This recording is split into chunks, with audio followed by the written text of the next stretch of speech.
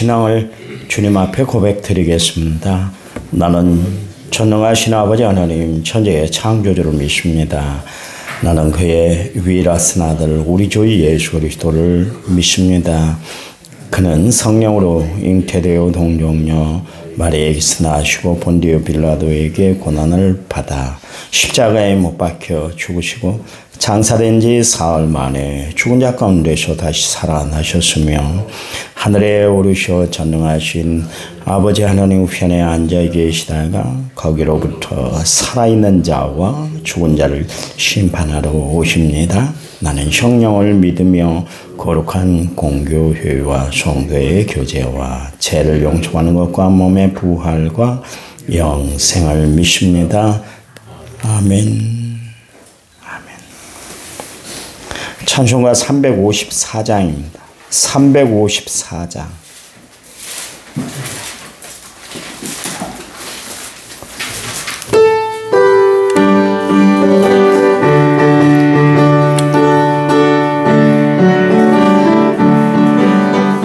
주를 옹호하는 자 올라가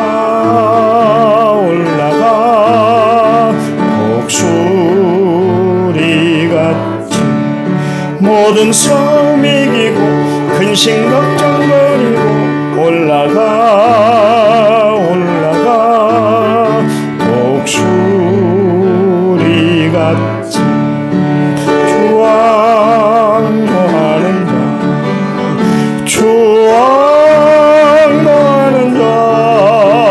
주 옹호하는 자 늘 강건하리라. 주를 옹호하는 자 걸어가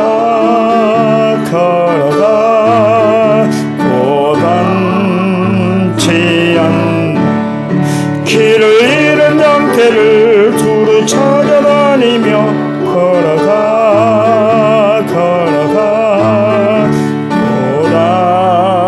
고단치 않네. 주 옹호하는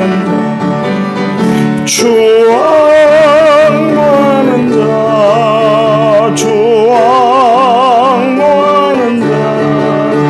늘 강건하리라. 주를 옹호하는 자 달려가 비곤치 않네. 천성문을 향하여 면류관을 얻도록 달려가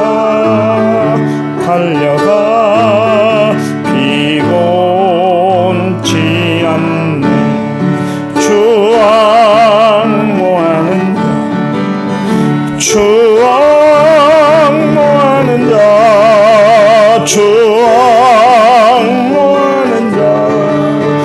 늘 강건하리라. 주를 옹호하는 자 올라가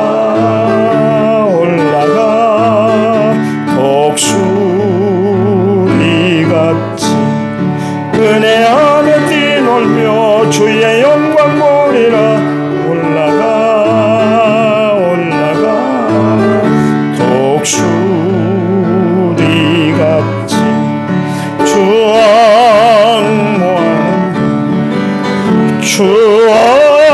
옹호하는 자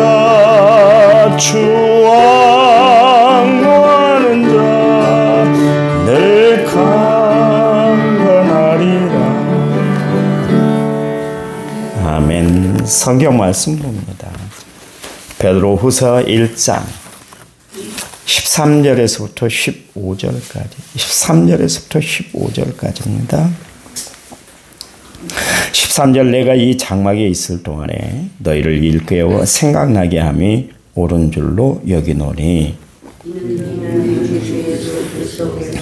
내게 지시하신 것 같이 나도 나의 장막을 벗어날 것이 임박한 줄 나는 같이 읽습니다. 내가 힘써 너희로 하여금 내가 떠난 후에라도 어느 때나 이런 것을 생각나게 하려 하노라. 아멘. 찬양 부릅니다. 찬양집 63번입니다. 찬양집 63번.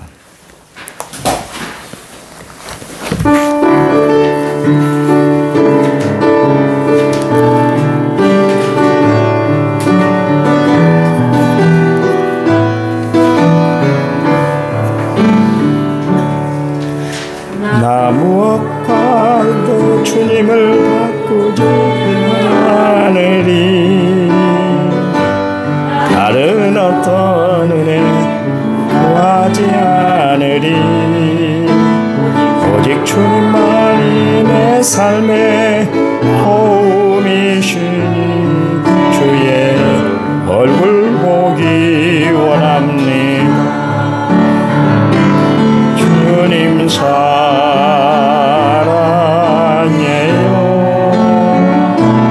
온 만과 찬송 다해 하나님의 신실한 친구 되기 원합니다. 아멘. 1차원제 6,548번째 문을 제가드렸고, 성교원금 김옥남 권사님, 감상금 김여록 집사님이 드렸습니다. 하나님 감사합니다. 우리의 삶의 주관자, 인도자, 섭리자가 하나님이신 줄 늘 고백드리고 살아가는 저희들 되게 도와주시니 감사합니다. 하나님이 오늘 이 시간까지 함께 하셨습니다. 앞으로도 함께 해 주시옵소서. 특별히 성교원금을 드리는 우리 김옥남 권사님, 수술 후에 회복이 좋게 해주시니 감사합니다. 더욱 건강하도록 하나님의 손길로 함께 해 주시옵소서. 우리 김여록 집사님 정성을 다해 감사의 예물을 드렸습니다. 드린 손길, 가정, 자녀들까지 형편을 다해 헤아려 합력하여 선을 이루어 주시옵소서. 건강하도록 남은 평생 책임져 주시옵소서. 말씀 들을 때 성령이 우리들 가운데 온전히 함께해 주실 줄 믿고 예수님 이름으로 기도했습니다. 아멘. 제가 요즘 즐겨 듣는 찬송이 있습니다. 운전할 때마다, 시간 날 때마다 듣는 찬송이 있는데, 선한 능력으로, 이 본헤퍼라는 독일의 목사님이 계셨어요. 히틀러가 한참 광란을 일으키고 광기를 부릴 때 그 암살단에, 히틀러를 암살하는 암살단에 들어갔는데 그 조직이 이제 발각이 돼서 결국 이제 사형을 당하게 됐죠. 39살에 본헤퍼가 형장에 있으면 이제 사라졌습니다. 본헤퍼가 살아있었다면 세계 신학의 흐름이 바뀌었을 것이다. 그 정도로 아주 유명한 목사님이에요. 대단한 목사님인데, 그분이 선한 능력으로 그 독일어 그 복음 선가를 들으면 아주 힘이 넘치고 은혜가 넘치는 것 같아요. 그 일평생 주를 위해서 살았던 사람이 본헤퍼인데요.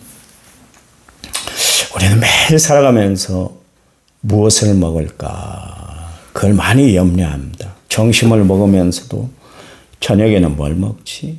메뉴를 선택하려고 그렇게 할 때가 많아요. 어떤 분은 보면 매일 TV와 씨름을 하더라고요.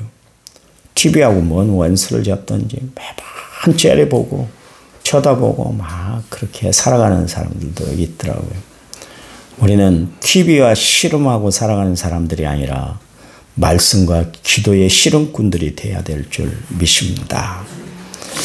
영적인 건강을 잘 유지하고 살아가는 것이 참 중요하잖아요. 육신의 건강도 참 중요하지 않습니까?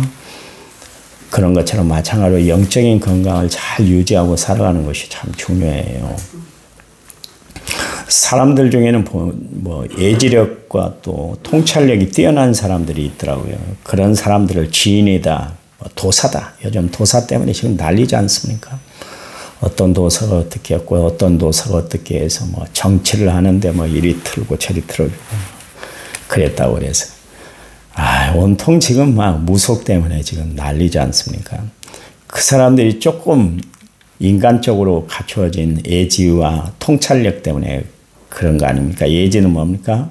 미리 내다보고 지혜로운 그 능력을 발휘하는 것이 이제 예지라 그거 아니면 통찰력은 뭐냐면 예리한 관찰력으로 사물의 모든 것을 다 꿰뚫어 보고 헤아리는 능력, 그게 이제 통찰력이다 그렇게 이야기를 하고 있습니다. 성경에 보니까 하나님이 사람들을 들어 쓰실 때 그들에게 예지와 통찰을 주셨는데 그 사람들을 우리는 이제 선지자, 선견자, 예언자다 그렇게 이제 이야기를 하고 있습니다. 특별히 성경에 보니까 다니엘이야말로 참 예지와 통찰력이 뛰어난 사람이었던 것을 알 수가 있죠. 다니엘서 1장 4절 말씀에 보면 다니엘에 대한 프로필이 거기 소개가 되고 있는데 흠이 없고 용모가 아름답고 모든 지혜를 통찰하고 지식에 통달하고 학문에 익숙했다. 그러니까 사람이 갖출 수 있는 모든 조건들을 다 갖췄다. 성경에 흠이 없는 사람에 대해서 이야기를 하고 있는데 두 사람에 대해서 이야기를 하고 있지 않습니까? 하나는 다윗의 셋째 아들 압살롬, 머리끝부터 발끝까지 흠이 없었다. 그 다음에 다니엘이 흠이 없었다. 그렇게 이제 이야기를 하고 있습니다. 다니엘은 거기 보니까 통찰력이 뛰어났다. 인사이트, 영어로 인사이트라 그래서 꿰뚫어 보는 능력이 있다. 그런 이야기고요. 통달이라는 것은 익히 알고 있어서 막힘이 없는 상태. 그걸 이제 통달이다. 그렇게 이야기를 하고 있는데 다니엘은 사실 원래부터 이제 뛰어난 그런 어떤 학문력을 가지고 있었고 모든 면에서 참 훌륭한 사람이긴 합니다만 가장 중요한 것은 뭐냐면 다니엘에게 하나님이 함께 했다는 사실이에요. 여러분 우리가 삶을 살아가면서 가장 중요한 것은 하나님이 나와 함께하는 삶인 줄 믿으시기 바랍니다. 그러면 하나님이 주신 능력을 우리는 받고 살아가게 되는 거 아니겠습니까? 그렇잖아요. 다니엘을 통해서 우리가 깨닫게 되는 것은 뭐냐면 하나님을 붙들고 살아가는 삶이 참 중요하다. 다니엘이 어려운 일이 참 많았잖아요. 심지어는 사자굴에 떨어지게 되기도 했는데도 불구하고 끝까지 하나님을 의지했잖아요. 그때 하나님이 지혜를 주시고 피할 길을 주셔서 위기를 극복하고 넘어가는 놀라운 역사가 그를 통해서 일어났던 것을 알 수가 있습니다. 성경에 보면 지혜에 대해서 이야기를 많이 하고 있는데 오늘 베드로도 역시 마찬가지로 지혜에 대해서 이야기를 하고 있습니다. 그래서 베드로가 가장 전하고 싶었던 이야기는 뭐냐면 자기가 한때 예수님을 부인했잖아요. 그건 지혜가 없어서 그랬거든요. 하나님이 주신 능력, 지혜가 없었기 때문에 앞을 내다보는 예견력이 없었기 때문에 그래서 예수님을 모른다고 3번 부인하고 예수님 대답할 때마다 질문할 때마다 엉뚱한 대답을 하고 엉뚱한 일만 저질렀잖아요. 후에 이제 자기가 성령을 받고 은혜 안에 살아갈 때 그게 느낀 게 뭐냐면 그래 내가 지혜가 부족했구나. 그래서 후대의 사람들에게 전하고 싶었던 이야기가 뭐냐면 당신들 좀 제발 지혜롭게 사세요. 그래서 내가 지금 전하는 말씀들이 생각이 났으면 좋겠어요. 그래서 여러분은 삶을 살아가는데 그 말씀이 여러분의 삶의 근간이 되길 원합니다. 그럼 오늘 13절에 15절 말씀에 보면 3번이나 생각나게 한다. 생각나야 된다. 이것을 강조를 하고 있습니다. 여러분 가장 힘들 때, 어려울 때, 복잡스러울 때 그때 하나님의 말씀이 떠오르고 생각나는 성도들이 되시기 바랍니다.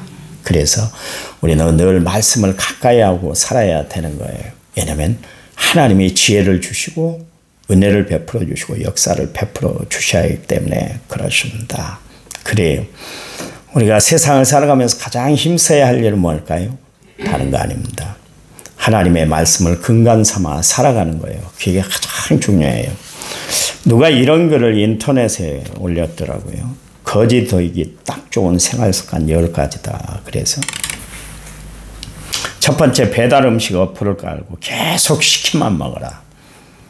두 번째 모든 스트레스를 음주로 해결한다. 세 번째 가까운 거리인데도 조금 귀찮다 싶으면 택시 타고 가라. 네 번째 미래의 돈을 끌어쓰는 신용카드를 쉽게 써라. 신용카드 쓰기 좋잖아요.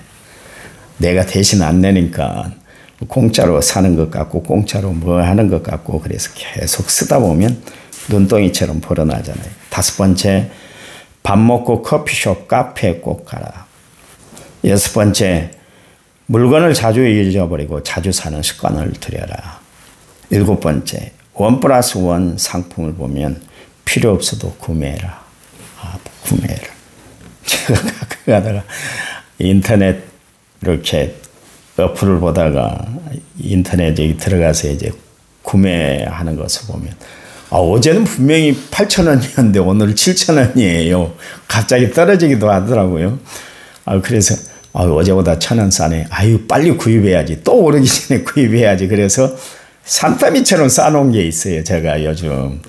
그런데 그게 다 그 소비 욕구를 당기기 위해서 그 전술인 것 같아요. 판매 전략인 것 같아요. 하여튼 그렇습니다. 8번째, 핸드폰 소액 결제를 하라. 결제를 쉽게 생각하라. 9번째, 홈쇼핑을 통해서 필요하지 않은 물건을 계속 사서 쟁여 놓으라. 10번째, 생활 수준에 안 맞는 사치품을 함부로 사라. 이러면 가난해지기가 딱 좋대요. 깡통 차기가 딱 좋다. 그런 이야기를 해놨습니다. 우리는 육신을 도모하는 일들 때문에 정말 내 형편보다 더 과하게 살아갈 때가 참 많아요. 그런데 베드로는 육신의 장막에 우리가 머물러 있는 동안에 해야 할 일에 대해서 목표를 딱 정해놓고 그 목표를 향해서 전진해 나갈 것을 우리에게 말씀하고 있잖아요. 바울도 마찬가지입니다. 십자가만 표대로 삼았잖아요. 그랬더니 그의 삶의 형편에서 흔들리질 않았어요. 가난할 때도 있었고 부할 때도 있었고 배부를 때도 있었고 배고플 때도 있었지만 나는 주님 은혜 안에서 일체의 비결을 배웠다. 그렇게 이야기를 하고 있습니다. 그러면서 내게 능력 주신 자 안에서 나는 모든 것을 할 수 있습니다. 그렇게 고백을 했잖아요. 우리가 참 살아가면서 내 분수를 알고 내 처지를 알고 살아가는 것이 참 중요하다. 그런 이야기예요. 그래요. 그래서 베드로는 늘 생각했던 것이 뭐냐면 그래 하나님이 나에게 이렇게 귀한 직분 사도의 직분을 맡겨주신 것은 다른 것이 아니야. 땅끝까지 이르러 내 증인이 되라 하신 말씀이야. 나는 무슨 일을 하든지 간에 하나님의 영광을 위해서 복음 증거하는 일에 내 일생을 바쳐야 되겠다. 그렇게 하고 살았어요. 그래서 오늘 본문의 이야기를 하잖아요. 내가 살아있는 동안에 여러분에게 전할 수 있는 이야기 가장 중요한 거 하나를 전하고 싶은데 꼭 들어주세요. 그러면서 이야기를 하고 있는 것을 알 수가 있습니다. 거기 14절 말씀에 베드로는 자신의 이제 하나님의 부르심을 받을 시간표가 가까웠다는 것을 알았어요. 이 순교의 시간표가 자기에게 점점 가까워온다는 것을 알았습니다. 그때 어떻게 하면 정말 하나님 자녀다운 삶을 살아갈 수 있을까? 아까 서두에 말씀드린 것처럼 지혜롭게 사는 거예요. 지혜롭게. 여러분, 우리가 세상을 내가 열심을 낸다고 해서 그대로 사라지는 게 아니잖아요. 여러분, 살아가려고 얼마나 노력을 많이 했어요. 내가 뜻한 바대로 되던가요? 내가 뜻한 바대로 되면 우리는 여기 안 있다니까. 이렇게 안 산다니까요. 근데 내 뜻한 바대로 되질 않잖아요. 모든 것이 하나님의 섭리와 경륜, 하나님의 손 안에 있다는 것을 알아서 우리는 늘 주님께 지혜를 구하고 그분의 도우심을 구하고 우리는 날마다 살아가는 사람들이 되어야 할 줄 믿습니다. 베드로가 가장 중요하게 여겼던 것이 뭐냐면 주의 복음을 증거하는 일이에요. 왜요? 예수님이 그에게 마지막 당부하고 맡겼던 사명이 뭐냐면 땅끝까지 이르러 내 증인이 되는 것이에요. 성령을 받는 것도 또 자기가 그렇게 정말 세상을 살아가는 것도 다 하나님의 일을 하기 위해서 그렇다. 그런 이야기입니다. 여러분, 우리 주위에 내가 눈 씻고 찾으면 하나님의 일들이 얼마나 많은지 몰라요. 진짜 많아요. 제가 목회하면서 느끼는 게 뭐냐면 그거예요. 편하려면 한없이 편해요. 누가 나 터치하는 사람이 있습니까? 없잖아요. 여러분 24시간 저를 감시하면서 감시 카메라 여러분 저를 보려고 감시 카메라 걸어놓은 거 있습니까? 없잖아요. 내 마음대로 할 수 있어요. 편히 잠자버리고 그냥 기도 안 하고 말씀 안 보고 세상 재밌는 거 다 구경 다니고 여행 다니고 운동하고 다 할 수 있어요. 얼마든지 편하게 할 수 있어요. 근데요, 하나님 앞에서 내 자신을 세워놨을 때 내 자신이 용납이 안 되는 거예요. 주님도 그런 이야기를 했잖아요. 하나님이 일하시니까 나도 일한다 그러십니다.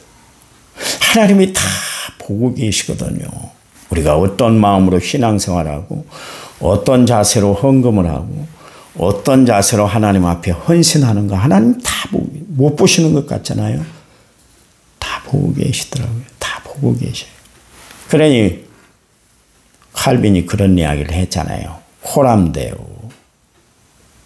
하나님 앞에서 하나님 앞에 한시도 자기를 편하게 내버려 둘 수가 없었던 거예요.